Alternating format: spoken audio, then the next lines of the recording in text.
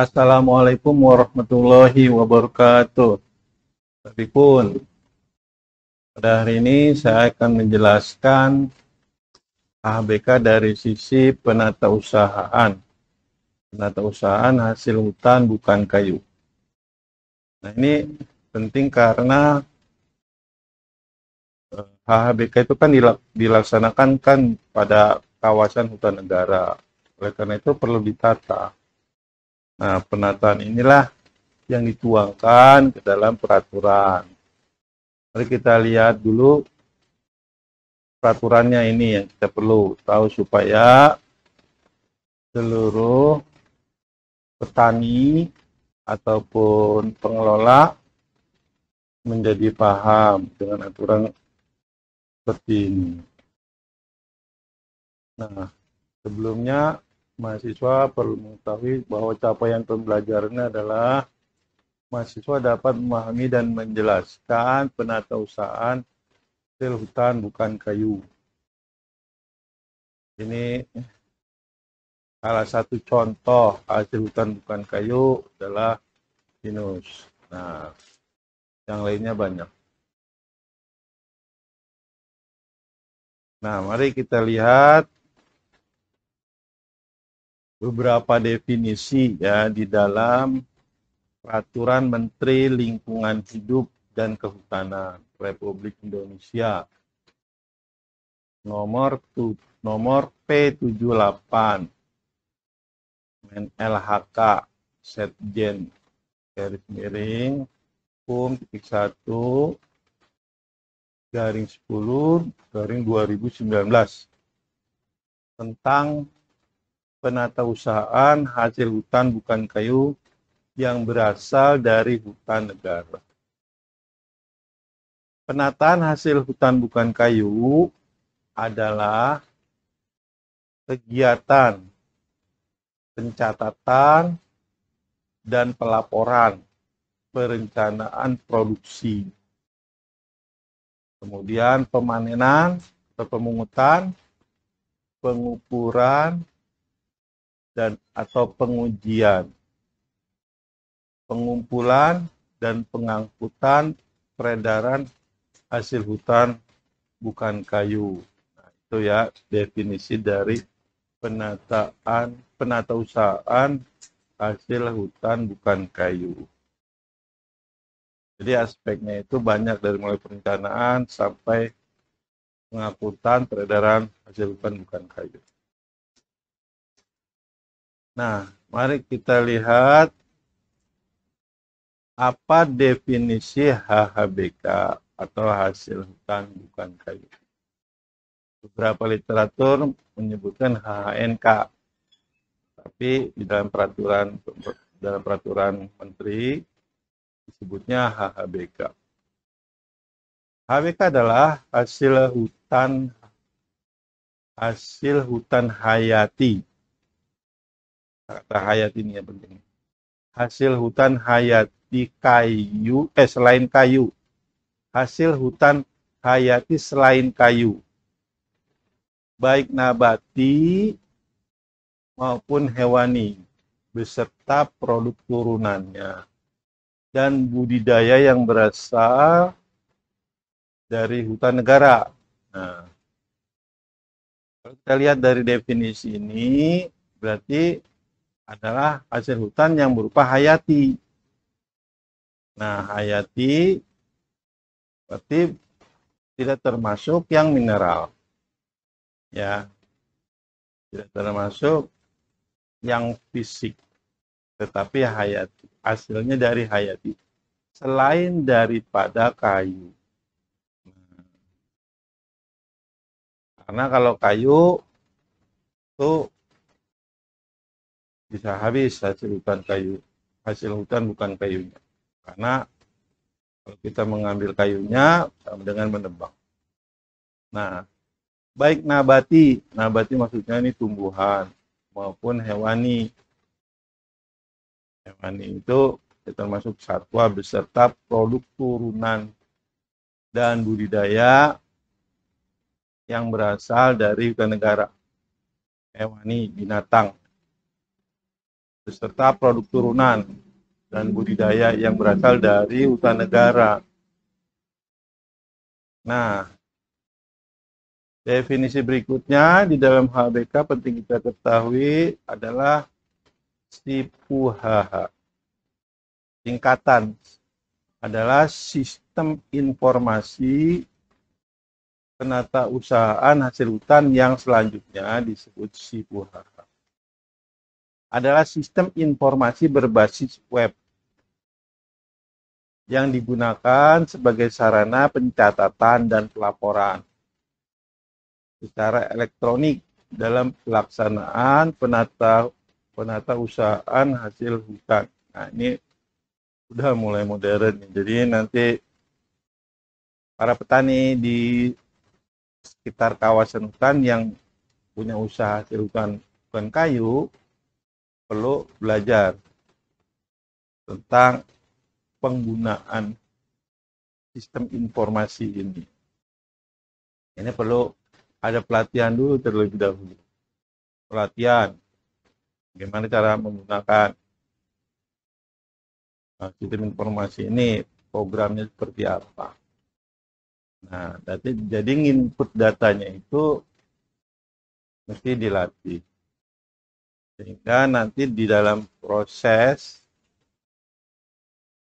pelaporannya itu lebih mudah dan bisa diakses 24 jam di mana saja.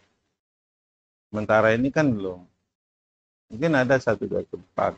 Inilah perlu adanya pelatihan. Nah, kemudian ada soal perizinan. Jadi izin pemungutan hasil hutan bukan kayu yang selanjutnya disingkat IPHHBK adalah izin untuk mengambil hasil hutan berupa bukan kayu pada hutan lindung dan atau hutan produksi, antara lain berupa rotan. Nah, ini ya ABK-nya. Rotan, madu, buah-buahan, getah, ataupun resin. Tadi pinus ya termasuk. Getah pinus, nanti ada damar, resin damar. Kemudian tanaman obat-obatan untuk jangka waktu dan volume tertentu. Nah, resin damar kalau kita ada di Serpong Damar ada. Tapi belum dibuat IPHHBK. Karena itu berada di luar kawasan hutan negara. Nah, kalau ini peraturan ini di dalam kawasan hutan negara, biasanya perum perhutani ini sudah ada kegiatan ini. Karena penyadapan pinus itu sudah lama. Nah, kemudian pemegang izin. Siapa pemegang izin? Pemegang izin adalah badan usaha atau perorangan yang melakukan kegiatan usaha pada bidang pemanfaatan hasil hutan bukan kayu pada hutan negara. Jadi bisa perorangan, bisa juga badan usaha. Seperti koperasi bisa, Mendes bisa. Nah, itu. Selanjutnya kita lihat pengelolaan hutan. Nah, pengelola hutan adalah badan usaha dan atau unit kelola hutan sesuai fungsi pokok dan peruntukannya yang diberi kewenangan oleh pemerintah untuk menyelenggarakan pengelolaan hutan. Itu pengelola hutannya. Nah, KPHL, KPHK itu pengelola hutan. Terus penerimaan negara bukan pajak. Nah, adalah seluruh penerimaan pemerintah pusat yang tidak berasal dari penerimaan perpajakan. Ya, biasanya penerimaan negara bukan pajak disingkat PNBP. Nah, di dalam penatausahaan hasil hutan ini ada buku ukur.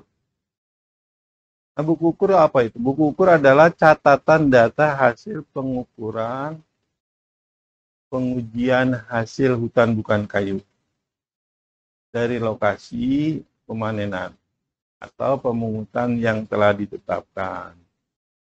Nah, bagaimana hasil ujinya harus sesuai dengan standar untuk bisa didagangkan. Nah, berikutnya adalah bahwa kalau seorang pengelola atau yang memiliki izin, maka perlu adanya laporan produksi. Nah, laporan produksi hasil hutan bukan kayu yang selanjutnya disingkat LPHBK adalah dokumen yang memuat data hasil pemanenan atau pemungutan atau pengumpulan hasil hutan bukan kayu. Nah, ya. Dokumen yang memuat data hasil pemanenan. Jadi kalau kita panen itu perlu didata dan dilaporkan.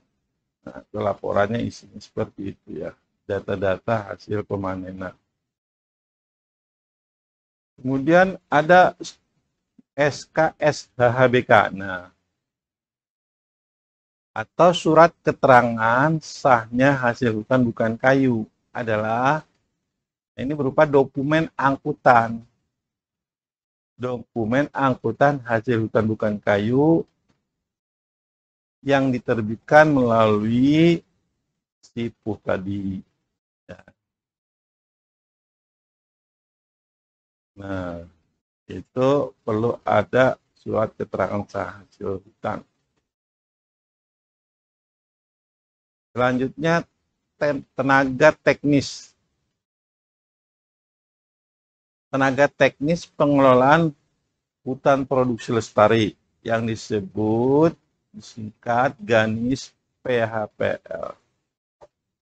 GANIS itu tenaga teknis.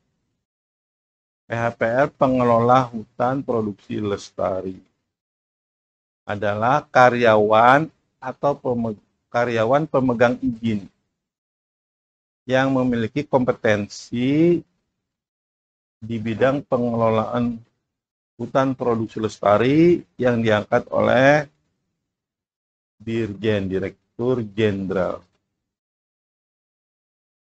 Nah, itu beberapa pengertian dari penatausahaan hasil hutan bukan kayu yang perlu kita ketahui dan pahami dan itu dijabarkan semuanya dalam peraturan.